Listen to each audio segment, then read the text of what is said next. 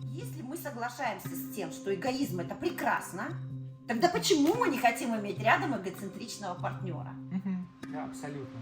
Если мы соглашаемся с тем, что обман это классно, то черт возьми, почему мы так напрягаемся, когда нас, Согласен. извините, не хочется выражаться, мягко говоря, обманули? Значит, уже здесь несостыковка в том, что мораль и нравственность нам не нужна. Мы же хотим, чтобы по отношению к нам-то как раз поступали морально и нравственно. Вот здесь, может быть, самое время подойти нам к духовному вопросу. Мгм. То есть в любой религии, мы знаем, есть заповеди, которые ограничивают человека в том, в своих желаниях. Да? В принципе, во всех религиях, во всех конфессиях они приблизительно одинаковые. Там нельзя убивать, нельзя прелюбодействовать, нельзя чревоугодничать, обманывать, воровать. Вот. Ну, а дальнейшие какие-то там уже плюс-минус могут быть нюансы. Но вот эти, наверное, несколько таких действий, которые испокон веков человечеством признаны разрушающими.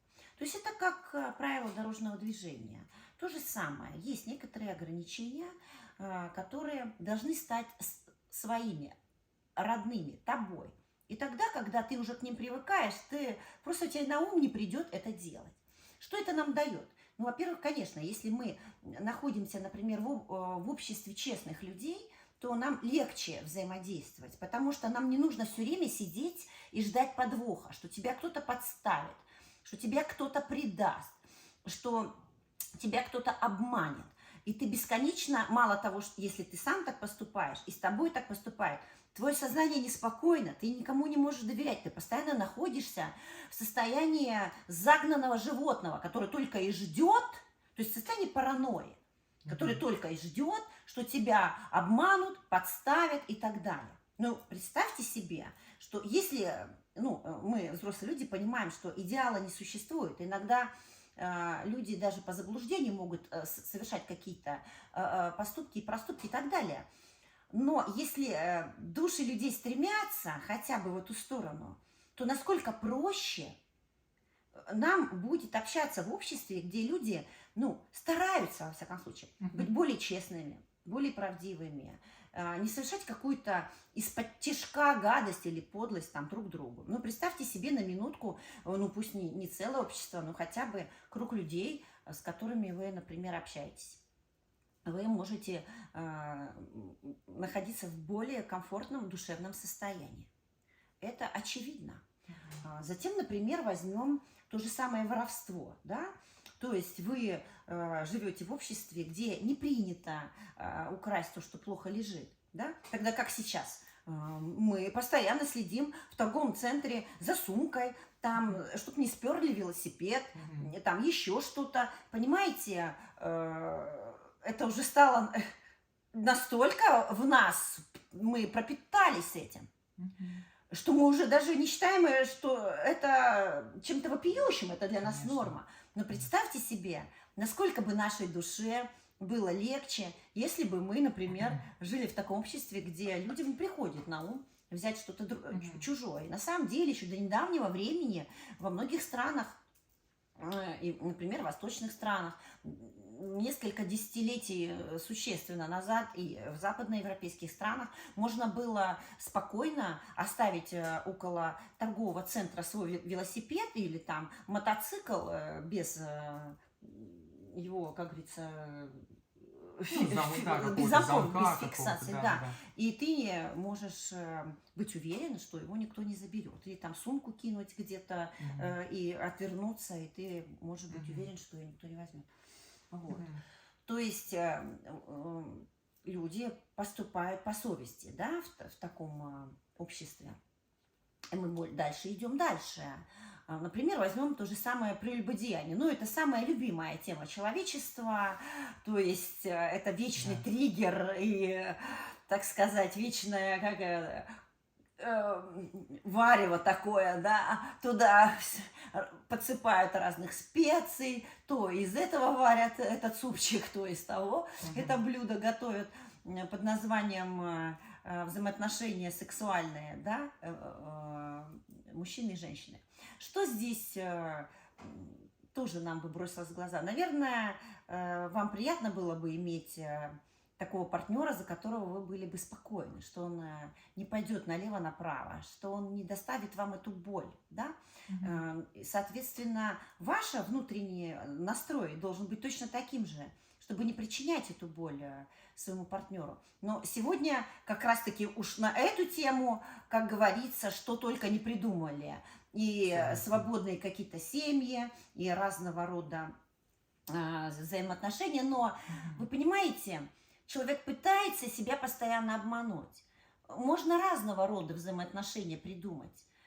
Но в этих отношениях никогда не будет искренности и душевности. Эти отношения сухие, формальные, жесткие и не приносящие, по сути дела, радости. Если они кому-то приносят радость, значит, человек никогда не знал, что такое радость. Значит, человек никогда не знал, что такое душевное взаимопонимание. Значит, человек это отрицает, значит, этот человек попросту обделен. Если он находит радость в подобного рода животных взаимоотношениях. Захотел, побежал там, совокупился, захотел, побежал там. Значит, его душа черствеет, и он действительно обделен. Если человек имел такой опыт искренних душевных взаимоотношений, и на базе этого опыта человек строил свою сексуальную жизнь, конечно, этот опыт будет ярким для него.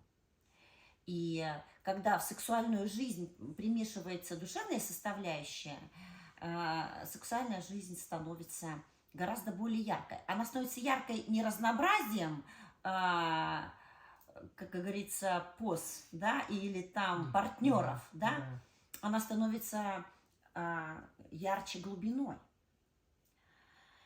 И для того, чтобы это понять и получить этот опыт, нужно получить этот опыт, ребята. Нужно действительно постараться, прямо говоря, не изменять своему партнеру. Если уж вы решили войти во взаимоотношения. Да. А главное, в каком-то смысле это нужно захотеть испытать. А захотеть это испытать можно только получая эту информацию, что это положительно, что это правильно.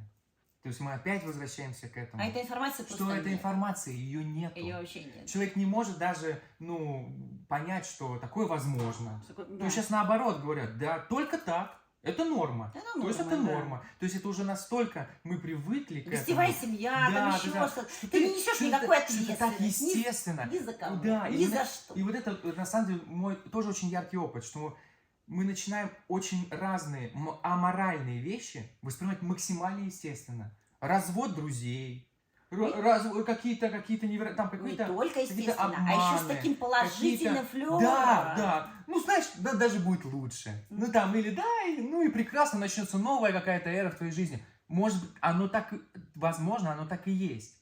Но в этом все равно кроется легкая вот эта нездоровая, как сказать, душа, она как будто нездорова. Когда человек вот так легко воспринимает аморальные вещи. Оно не должно быть легко.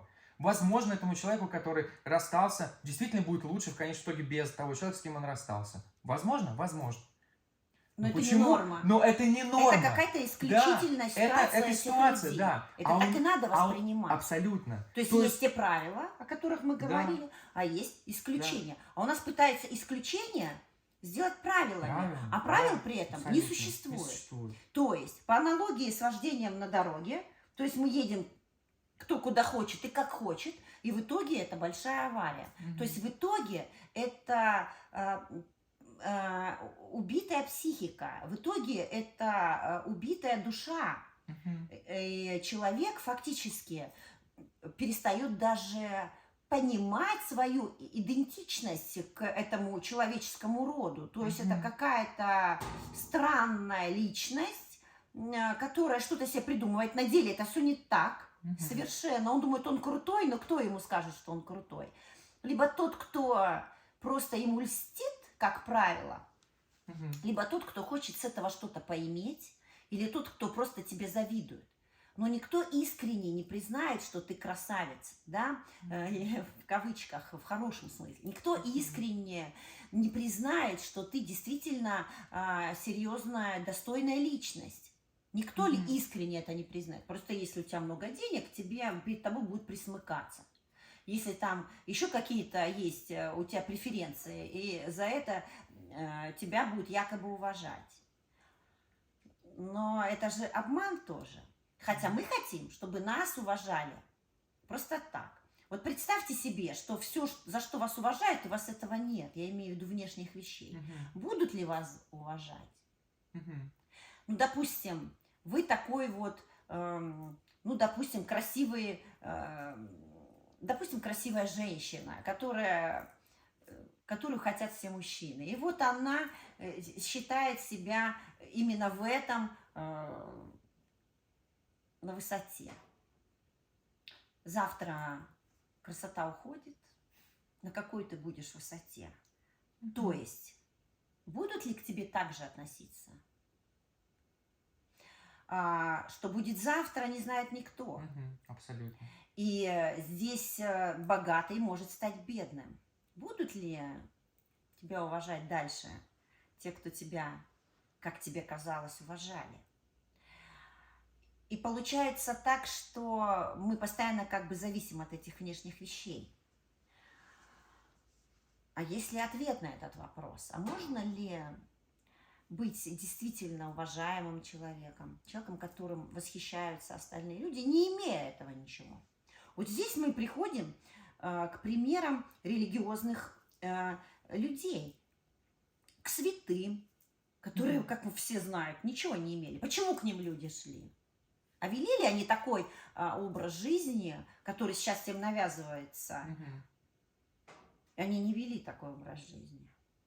При этом они остались в истории, и человечество до сих пор к ним обращается в молитвах. Что это?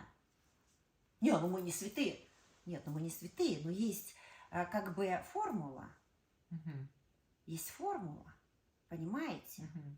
То есть если мы хотя бы постараемся немножко ее понять и перестроить свою жизнь, Мгм. вполне возможно, конечно, к нам не будут обращаться с молитвами, но как бы вот это благо обрести Мгм.